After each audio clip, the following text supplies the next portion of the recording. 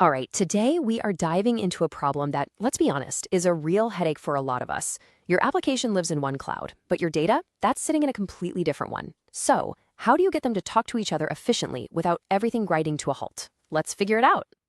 So just imagine this for a second. Your shiny new app is humming along beautifully in AWS, but the heart of it, your PostgreSQL database, is all the way over in a GCP project. And look, this isn't some weird made-up scenario. This is the reality for tons of companies trying to use the best tool for the job. The real question, the one that keeps people up at night, is now what?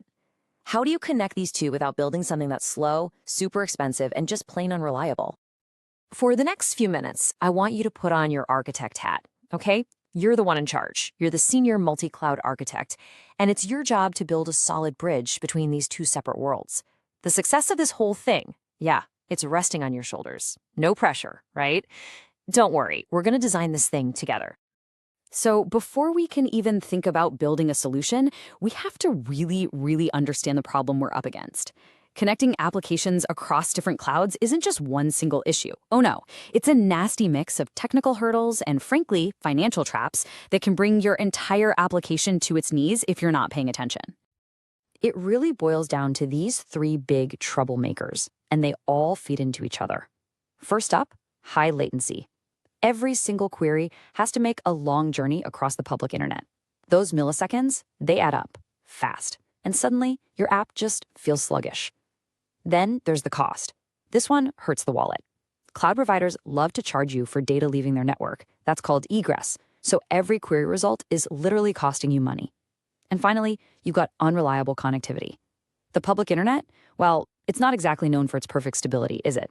So you're basically at the mercy of network hiccups you have absolutely no control over.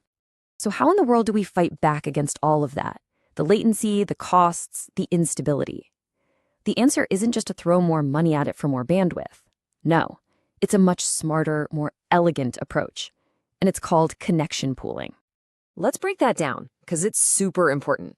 Opening a new connection to a database is, surprisingly, a lot of work for the system. You've got a security handshake, authentication, memory has to be set aside. Doing that over and over again for every single little request is incredibly wasteful. Connection pooling totally changes the game. It creates this pool of connections that are already open and ready to go.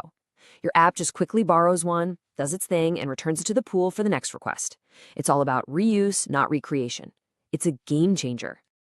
You know, a great way to think about it is to imagine your connection pooler is a librarian, and your app, it's just a person who needs to check out a reference book. That's our database connection. So you go to the librarian and ask for the book.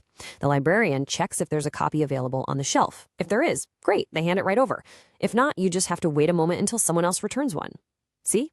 By managing a small, limited set of reusable books, that one library can serve hundreds of people without needing a massive warehouse full of copies. That's exactly how your connection pooler works. Smart, right?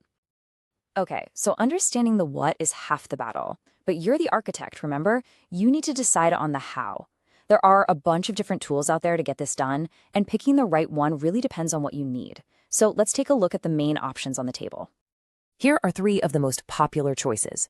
First, you've got PG Bouncer. Think of this one as the lightweight speed demon. It does one thing, connection pooling, and it does it incredibly well and incredibly fast. It's perfect when all you need is raw, nonsense efficiency. Then there's PG Pool 2. This is more like the Swiss Army knife. It does pooling, sure, but it also throws in load balancing, replication, all this other good stuff. You'd pick this when you need that whole feature set. And finally, you have the cloud-native proxies, like Google's Cloud SQL Auth proxy. Their big selling point is how tightly they integrate with the cloud provider's own security and identity systems, their IAM. This makes them a fantastic choice if you're already deep inside one particular cloud's ecosystem. Now, I have to give you a serious word of warning here. A connection pooler is an amazing tool, but it's not a magic wand. If you don't configure it correctly, or if you're just not prepared for the worst, you can run headfirst into a really nasty problem. It's called a connection storm. 10,000. Just try to picture that. 10,000 new connections all trying to hammer down the door of your database at the exact same time. And this can happen in a flash. Maybe a service restarts or a brief network outage suddenly resolves, or you just get a massive unexpected spike in traffic. It's like a thundering herd, and your poor database is standing right in its path. And listen, that is not an exaggeration. A single one of these events can and will silently take down your entire production database. And the scary part is that it's silent. Your app servers will just start seeing timeouts. But behind the scenes, your database server is fighting for its life, frantically trying to give out resources until it just runs out of memory or CPU and completely crashes. The way it works is actually pretty simple and brutal. Every new connection carves out a little slice of your database's resources.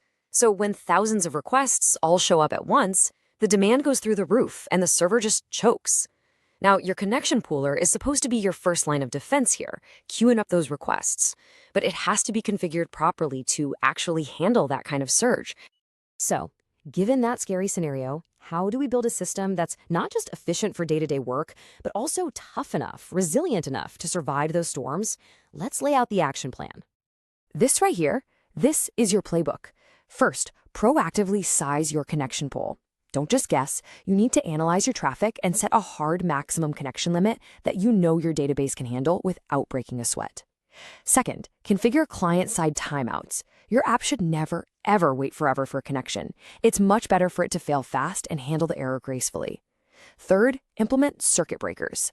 This is a brilliant pattern where, after a few failed attempts, your app just stops trying to connect for a little while, giving the database a crucial moment to recover.